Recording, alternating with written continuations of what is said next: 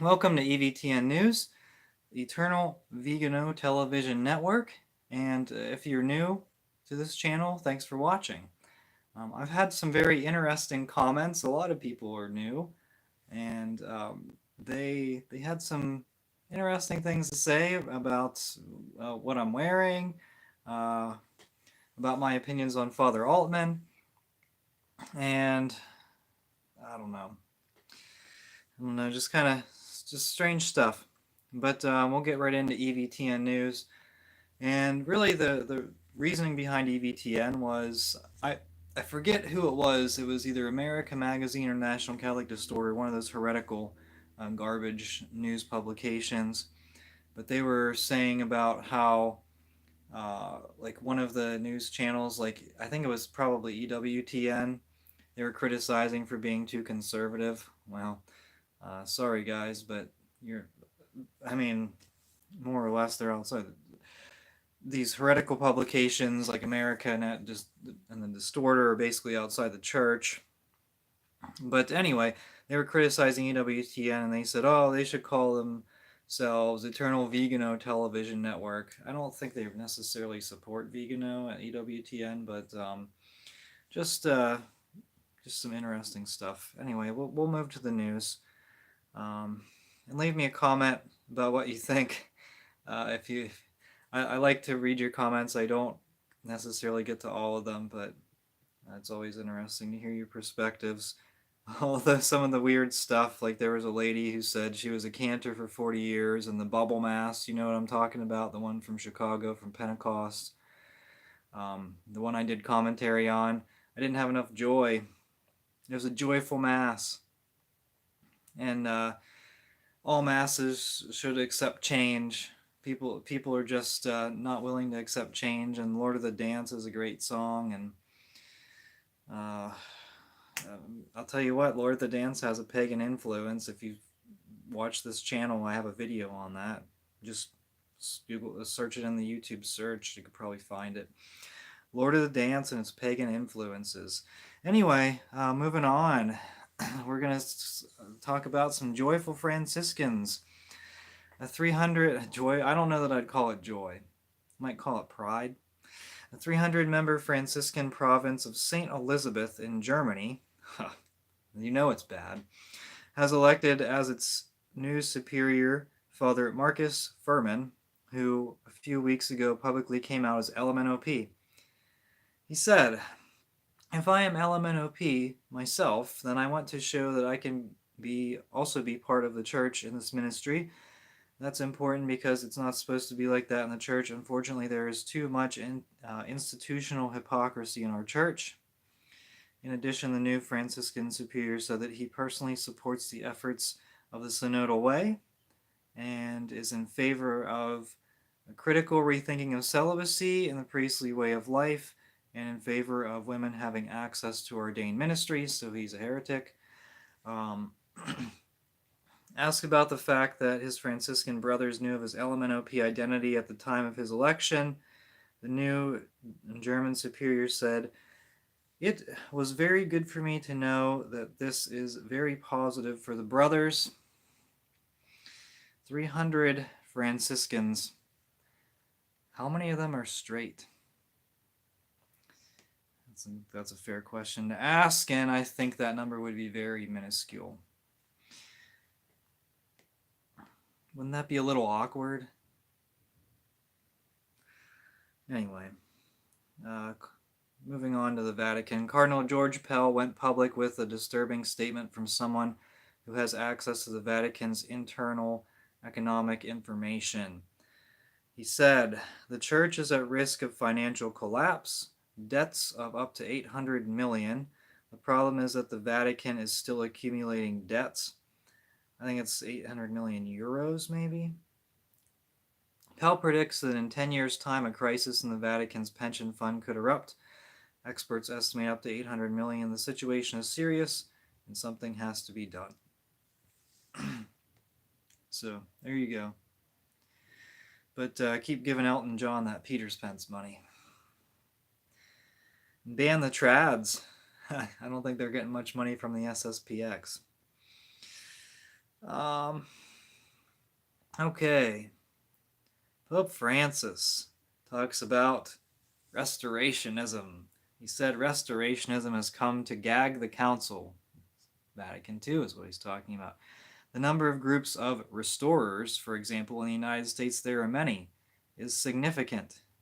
As an Argentine bishop told me that he had been asked to administer a diocese that had fallen into the hands of these restorers. They had never accepted the council. There are ideas, behaviors that arise from a restorationism that basically did not accept the council. The problem is precisely this. In some contexts, the council has not yet been accepted. It is also true that it takes a century for a council to take root. We still have 40 years to make it take root then. Okay, so what does it mean to accept the council? I guess that's a good question to ask. And and then it takes 40 years for a council to take root. It may take 40 years. So in 40 years, it may take 40 years for Vatican II to be not like eliminated, voided. So that is an interesting take on it. It may take 40 more years for the Vatican II to be voided, because right now we're a remnant. Just what happens. Oh, more about Pope Francis. In a private meeting held in the Vatican's Apostolic Palace on June 13th, Pope Francis met with a group of abuse victims from Ireland and the UK. The group of 8 men attended a junior seminary, St. Peter Claver College in West Yorkshire, during the 1960s and 70s, which was run by the Comboni Order, and claim they were abused by members of the order while at college. One of the men, Chris Spate, gave Pope Francis a letter detailing his life story, explaining that he is a divorced LMNOP man who previously was married to a woman. Spate added in the video after the meeting that he had been told by priests not to receive Holy Communion due to being divorced and an LMNOP man, and as a result, he did not go to church for 26 years. However, Pope Francis reportedly told Spate at the end of their meeting to take communion, words which Spate said were powerful. There you go. And so Pope Francis, a Lutheran woman asked him a question why she couldn't receive communion. She felt excluded, and he said, well, ask your conscience if you can receive communion. That was his response. And so this guy, LMNOP, is he active LMNOP? I don't think Pope Francis inquired on that. All right. Cardinal Ouellette from Canada, who heads the Vatican's Congregation for Bishops and the Pontifical Commission for Latin America, said, the subordination of women to men is a fruit of sin. Wow. That's powerful words contradicting St. Paul. It's not the first time Vatican officials have contradicted St. Paul. He said, how much damage have we done as men by endorsing a status of superiority? There is no complete image of what is human when only the masculine is considered predominant and the only thing relevant. For centuries, we have suffocated the feminine peculiarity. Really? I would say not. I would strongly disagree with that. The prelate was addressing the World Observatory for Women promoted by the World Union of Catholic Women's Organizations. Oh, Catholic. Wow. The proposals for improving women's lives include the creation of spaces for accompaniment and help among women, the formation of women's leadership, including in the pastoral field, among other things. So, more women in ministry. Yeah, that's going to work. Moving on to Bishop Barron. So, he tweeted, he said, friends, the Word on Fire Institute is releasing a video series called Racism, Human Dignity, and the Catholic Church in America. This series by Gloria Purvis explores the stories of Black Catholics through the history of the U.S., and while she does not openly support BLM, she shares many of its sympathies. This is Gloria Purvis, and she frequently retweets articles from America Magazine, which is awful. She was fired by EWTN, and there was a huge deal about it. Oh, they're racist. Okay, now Bishop Barron, I guess he's trying to, I don't know, kind of save his reputation maybe amongst the modernists by inviting her on, but I'm not sure. Now, Bishop Barron, of course, he's friends with, um, well, I don't know if he's friends with Father James Martin, but I will say he supports Father James Martin's, at least endorsed his book, which is terrible, if you remember. Now, moving on to an interesting piece here. If you want a new religious order, if you want to establish a new religious order, you have to go through your diocesan bishop, as was the case before, but Rome has the final say now. How pathetic. According to a document released on June 15th, Pope Francis, in an audience on February 7th with Cardinal Braz de Aviz and Jose Rodriguez Carballo, OFM, Franciscan, and the Cardinal Prefect and Secretary. The Cardinal Prefect is Braz de Aviz, and the Secretary Archbishop for Dicastery of Institutes of Consecrated Societies of Apostolic Life is Carballo. Pope Francis approved a provision that effectively changes canon law concerning the diocesan bishop's right to erect a public association of the faithful that wishes eventually to become an institute of consecrated life or a society of apostolic life. So what this means is a religious community or an order of priests. Prior to this decision, bishops could establish new religious orders without permission from Rome. The new language specifically approved as follows: the diocesan bishop, before erecting by decree a public association of the faithful with a view to become an institute of consecrated life or society of apostolic life of diocesan right, must obtain written permission from the dicastery for institutes of consecrated life and societies of apostolic life. This rescript is primarily aimed against the formation of new traditional communities and orders, which are springing up all over the place, and the Vatican II New Springtime religious orders are really turning into new fall, new autumn, and yeah, pretty obvious if you've been paying attention. All right, big news here.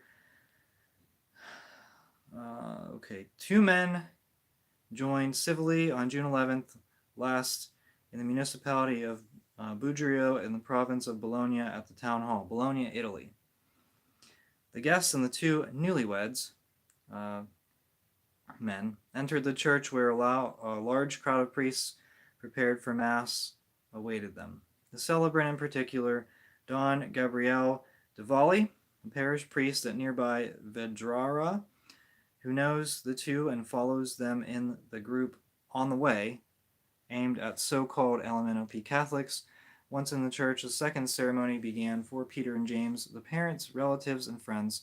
After the yes was just pronounced in front of a public official at the town hall, a mass in which the 2 declared LMNOPs was also celebrated by the church. There was all the typical items of weddings, the flowers, the dress for special occasions, the songs, the photographer, and the 2 newlyweds in the front row, because after all, they were the 2 protagonists. So in order to make it not seem like an open violation of the laws of the church, which prohibits blessings for LMNOP couples and does so with a very clear response, the priests have in fact invented a Thanksgiving Mass. This is from an Italian website translated to English. Sorry for the awkward comments. And it was the Archbishop of Bologna, Matteo Zuppi. Was he aware of this? Don de Valli said, yes, I informed him. So, Cardinal Zuppi, one of the favorites to become the next pope, has allowed a LMNOP celebration, a wedding, or a celebration for an LMNOP marriage.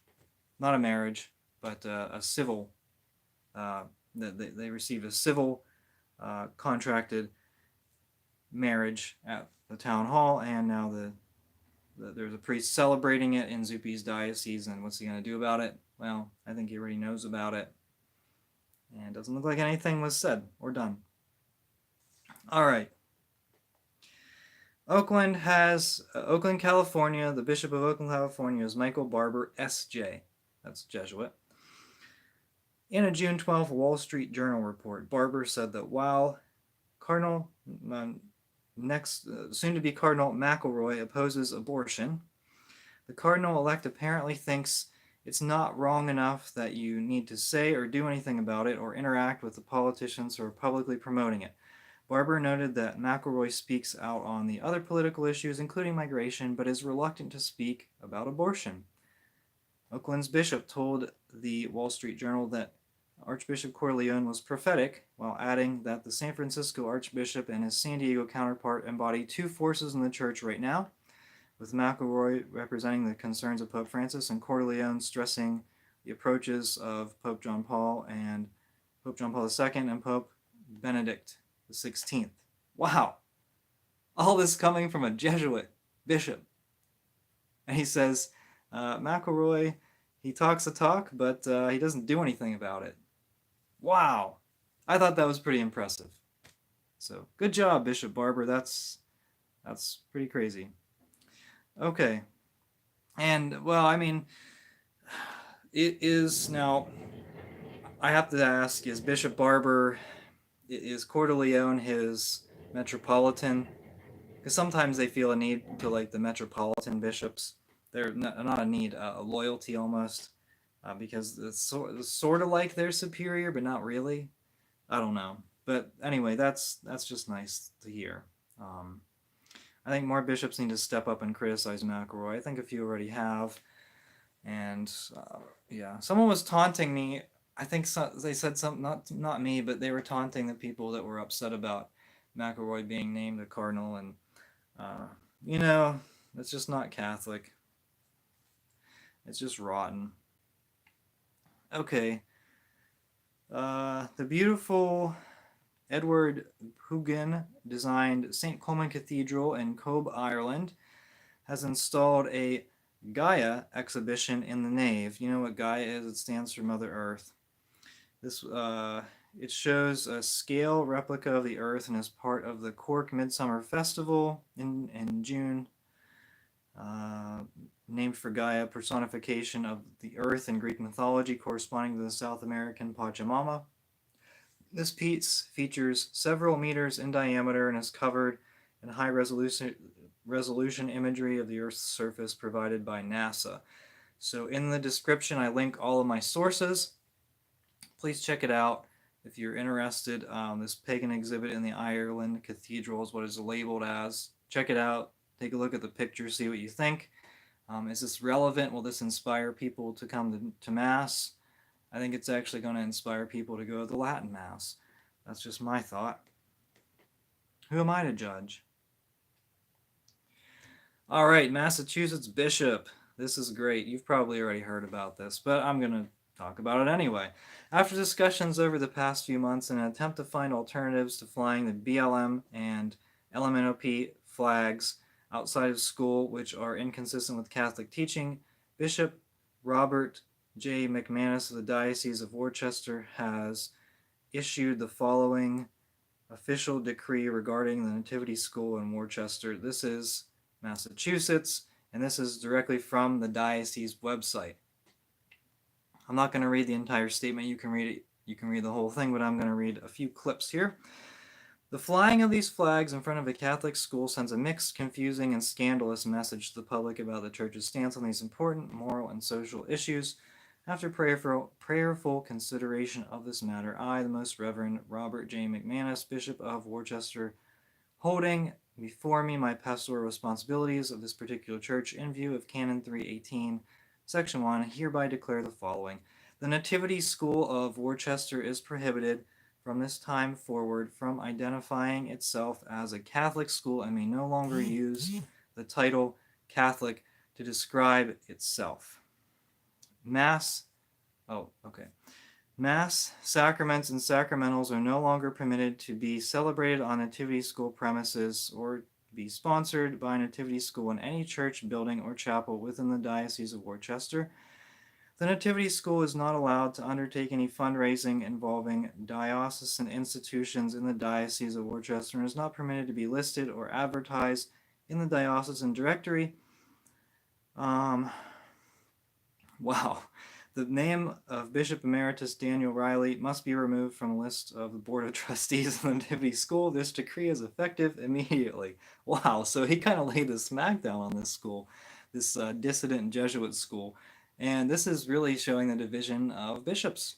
I mean, you have Cardinal Supich, who's Cardinal McElroy, um, Stowe, Bishop Stowe, Tobin. They're all strong supporters of LMNOP disorder. And this bishop is shutting down a Jesuit school. Oh, the nerve. I mean, the Pope's a Jesuit, right? This isn't going to go well. But this is great. It's good to see bishops stand up against these rotten ideas, these disordered, unnatural ideas. Okay. In Canada, so I don't know if this, I'm going to share this information and then you see what you think about it. Paul Dubois of the Northeast Christian Fellowship in Melfort, Saskatchewan, Canada, made a shocking claim to a crowd.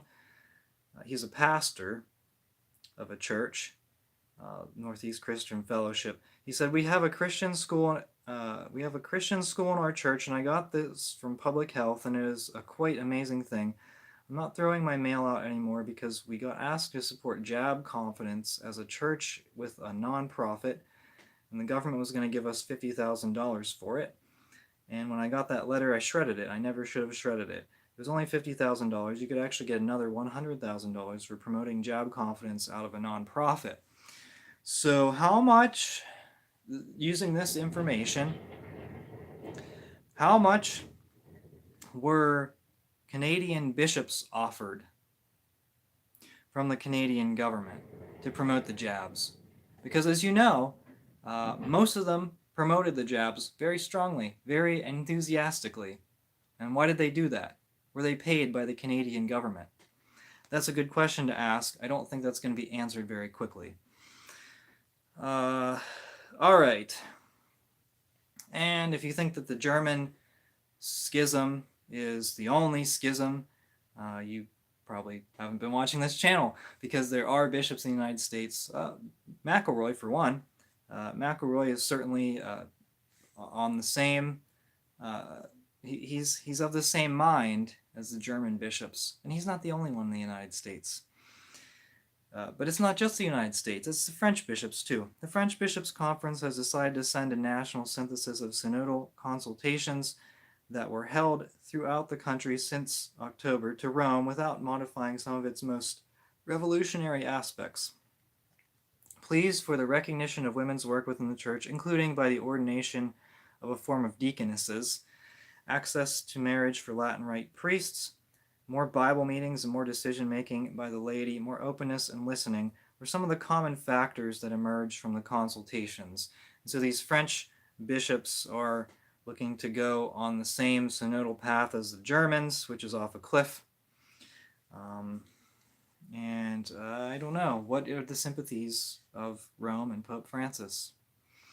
Certainly not with traditionalists, I can say that. Is it with the heretics? I think it's more likely with the modernists than with the traditionalists. All right, let's see what's going on. Thanks for commenting, everyone. Kansas City Royals fan, thanks for watching. Always appreciate your comments. I guess like the unicorn reverend new mass, a unicorn Jesuit bishop can also exist. Yeah, I didn't think they did until I read this. And Andrew, thanks for commenting. Oakland is right next door to San Francisco. Yes, I think that Archbishop Corleone is the metropolitan archbishop over the Diocese of Oakland. I believe so, but that doesn't really matter. To me, it doesn't mean that much, because you can oppose your metropolitan bishop. I mean, you can oppose the Catholic faith like some of these bishops have done, and there's no consequences for that. We don't need female deacons unless they are bringing back baptism in the nude, and I very much doubt they are doing that. Deaconesses were not ordained; they were simply there to dress the new Christian. Yeah, that's I think Taylor Marshall did a video about this, and it's pretty clear that there were never actual women deacons. Now, I think that the modernists, isn't it funny how they always talk about, oh, we need to do what the early church did, but only for the modern things that they want. There's only a few select things. Women deacons, which never existed. Communion in the hand. There's a little bit of a different practice of communion in the hand. You receive communion in your hand, let me put it like this, but then you actually had to lean your head down, eat it off of your hand, and lick the particles off of your hand. Do you want to do that? Sounds more sanitary to receive communion on the tongue to me. Um, Now, I think that, I don't know, it's really interesting seeing the reaction to this liturgical abuse in Chicago. I want to turn it to a different direction here. I would imagine many of you, if not all of you, have seen the liturgical abuse video I posted and with my comments of the Chicago. I guess I can call it a mass because there was a valid consecration. He used the words. He used the words of consecration. It's a pretty low bar to have a valid mass. But you notice all of the deviations from the text, and it's pretty crazy to think about that priests freestyle this. And even there was something just recently posted about another parish in Chicago. I forget exactly what did they do, a liturgical dance. I don't know, but Cardinal Supich, he doesn't care about any of these liturgical abuses. But if you want to go to the Latin Mass, you can't on first Sundays, but you can. There is the SSPX, and they say, oh, it's schism. Well, guess what? Is it licit to attend an SSPX Mass? Is it licit to attend a Jesuit Mass where they're telling you that LMNOP couples should be able to get married and women can be ordained deacons? Is that licit? I think these are the questions that we need to ask and say, okay, well, if my diocese won't provide me with a Catholic Mass that promotes the Catholic faith, what options do I have? And it's becoming more and more clear, and the bad bishops are going to ramp this up. I mean, it's been ramping up for years with the virus restrictions. Did you know that Chicago, they haven't even reinstated the Sunday obligation? Did you know that in the Archdiocese of Chicago? Because you know what's essential? LMNOP support. That's what's essential. Right? It's not the Catholic faith. The Catholic faith isn't necessary for salvation. Well, I mean, that's the message that they're sending. So some people haven't been to Mass for the last 2 years, and they're fine with it. And that's okay if you're not able to get to Mass. But if you're on the political agenda where you have to cover your face, and if other people won't cover their face, then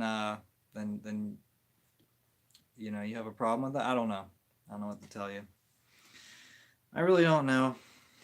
You can also look at some Eastern Rite stuff. Like I said, that's not always 100%, because you have some modernism in there as well.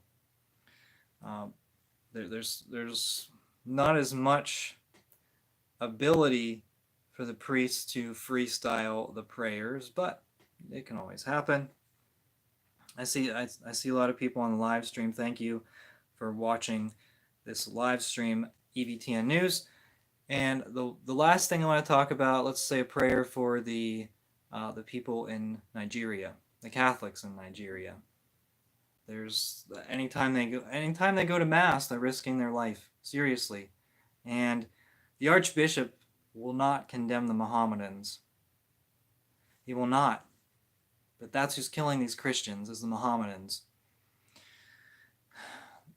Is the Nigerian government going to do anything about it? I kind of hope so. Because how many Christians is it going to take to be killed before you realize, hey, there's a serious problem on your hands? They're going to kill everyone, and then they're going to come after the government. Do they not realize that? What about the Vatican? Are they afraid to condemn Mohammedans for this ridiculous killing of Christians. Unbelievable. It's pretty sad.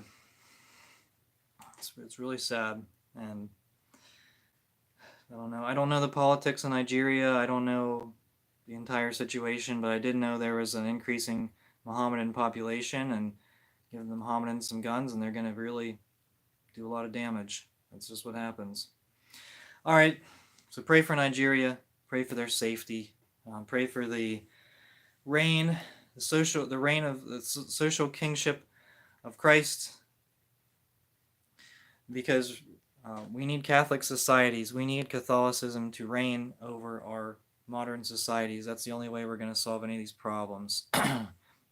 Pope Francis refuses to condemn Mohammedan violence. He says if we talk about Mohammedan violence, we must talk about Catholic violence. Last time I checked, Catholics weren't beheading or killing people. Yeah, even the death penalty, capital punishment. The modernists try to criticize us about capital punishment, even though it's part of Catholic doctrine. All right. Anyway, this has been EVTN News. Everyone, thank you so much for watching. And until next time, we are the laity. We will not be silent.